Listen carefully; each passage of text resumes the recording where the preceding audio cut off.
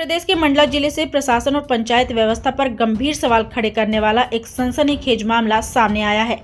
बता दें, यहां ग्राम पंचायत पर एक आदिवासी महिला और उसके पूरे परिवार को जबरन बंधक बनाए जाने का गंभीर आरोप लगा है। मामला बमनी थाना क्षेत्र के ग्राम भड़िया का है, जहां बिना किसी न्यायालयीन आदेश के एक घर को चारों ओर से कांटेदार तार की फेंसिंग कर घेर दिया गया और रात के अंधेरे में घर के मुख्य द्वार पर बाहर से ताला लगा दिया गया। पीड़िता जयंती मरावी ने बताया कि लगभग 10 वर्ष पहले उन्होंने शासकीय भूमि पर अपना मकान बनाया था। तभी से वे अपने पूरे परिवार के साथ उसी मकान में रह रही हैं। महिला का आरोप है कि बाद में ग्राम पंचायत की सहमति से उसी भूमि को किसी अन्य ग्रामीण के नाम आवंटित कर दिया गया। पीड़िता का यह भी कहना है कि विवादित भूमि पर एक बगिया मां के नाम योजना का लाभ भी किसी अन्य व्यक्ति को दे दिया गया। इस भूमि को लेकर दोनों पक्षों के बीच लंबे समय से विवाद चल रहा है, जो इस समय न्यायालय में विचाराधीन है। इसके बावजूद बिना किसी न्यायिक आदेश और वैधानिक प्रक्रिया का पालन किए पंचायत द्वारा उसके घर के चारों ओर कांटेदार तार की फेंसिंग कर दी गई। महिला का आरोप है कि रात के समय उसके घर के मुख्य द्वार पर बाहर से ताला लगा दिया गया, जिससे बच्चे और पूरा परिवार घर के अंदर ही कैद हो गया। रात भर पूरा परिवार भय और तनाव के साये में रहा। बच्चों की हालत बेहद खराब हो गई थी। पीड़िता सवाल उठाती है कि अगर इस दौरान किसी के साथ कोई अनहोनी हो जाती तो इसकी जिम्मेदारी कौन लेता। इस घटना के बाद पीड़ित परिवार को गहरे मानसिक आघात और भय का सामना करना पड़ा।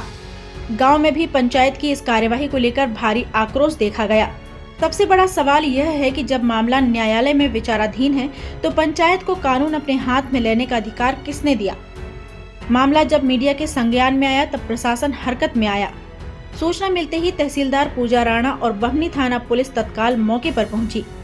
तहसीलदार पूजा राणा ने बताया कि जयंती मरावी द्वारा शिकायत की गई थी कि उनके घर के चारों ओर कांटेदार तार लगाकर फेंसिंग की गई है और घर के गेट पर ताला लगाया गया है।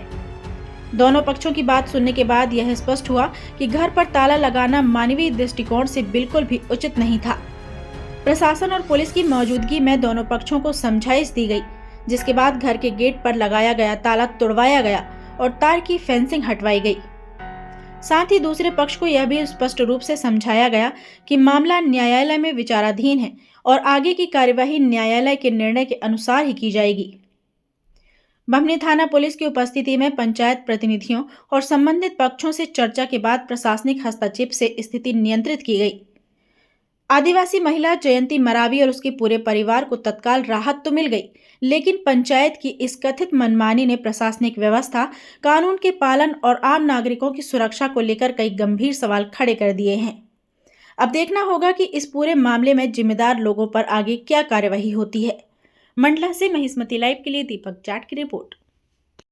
अरे यहाँ पहले किसी का कोई कब्जा नहीं था, ये वाला सास की ज़मीन था।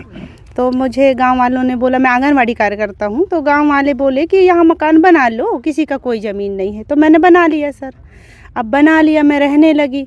अब इसके बाद मकान बन गया। अब इसके बाद उन लोग बार उन लोग पता नहीं कहाँ से कैसा किए, और किन लोग? अंतराम पिता महेश के द्वारा उन्होंने कहा कि ये ज़मीन हमारा है। तो फिर वो लोग परेशान करने लगे। फिर कोर्ट में चला गया मामला, न्याय कोर्ट चला। 8-9 साल चला। अभी 2-3 साल चल रहा है सर सिविल कोर्ट। न्याय कोर्ट में मेरे पक्ष में आ गया, न्याय मुझे फैसला दे दिया, मेरे पक्ष में आ गया ज़मीन। अब उसको संतुष्ट नहीं था तो उसने सिविल कोर्ट में दे दिया सर। अब सिविल कोर्ट में मामला चल रहा है सर। अब इस दौरान अब पता नहीं है, पंचायत को मैंने अवगत करा दी, सरपंच सर को भी बता दिया मैंने, और पटवारी सर से भी अवगत करा दिया कि सिविल कोर्ट में मामला चल रहा है और ज़बरदस्ती पंचायत का कहना चाहिए, रोजगार सचिव कहना चाहिए। तो उनके माध्यम से मैंने बताया कि यहाँ सिविल कोर्ट चल रहा है तो आप ज़बरदस्ती पौधारोपण ना करें। यदि आप पौधारोपण कर रहे हैं मुझे कोई दुखदाई नहीं है, लेकिन मेरे आने जाने का रास्ता दे दें, ऐसा करके बोला। लेकिन उनके द्वारा ऐसा कुछ भी नहीं किया गया और ज़बरदस्ती जबरन मैंने पटवारी सर को भी बताया गया और सरपंच को भी बताया गया और क्या कहते हैं मेरे वकील सर को भी बताया गया कि मतलब सर मामला चल रहा है और जबरन अपने मतलब मेरे बाड़ी में घर के आसपास पूरा पौधारोपण का कार्यक्रम किया जा रहा है करके मैंने बताई थी। और वो उनका स्वयं का ज़मीन नहीं है सर, वो शासकीय बंटित में किसी को मिल गया है, शासन द्वारा मिला। उनका निजी ज़मीन नहीं है सर, उनका खरीदे वाला ज़मीन नहीं है ना, उनका कोई वो नहीं है, शासकीय बंटित ज़मीन है वो।